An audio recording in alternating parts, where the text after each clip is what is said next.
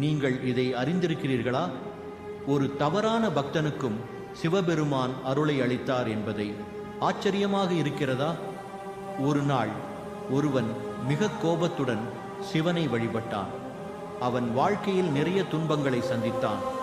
அவன் சிவலிங்கத்தை வழிபடும் போதும் கோபம் கூட குறையவில்லை. ஆனால் அவன் தினமும் ஓம் நம சிவாய் என சொல்லிக்கொண்டே இருந்தான்.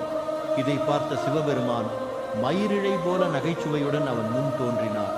சிவபெருமான் சொன்னார், நீங்கள் கோபத்துடன் என்னை நினைத்தாலும் அந்த நினைவில் உள்ள நம்பிக்கையால் நான் உன்னிடம் வந்துவிட்டேன்.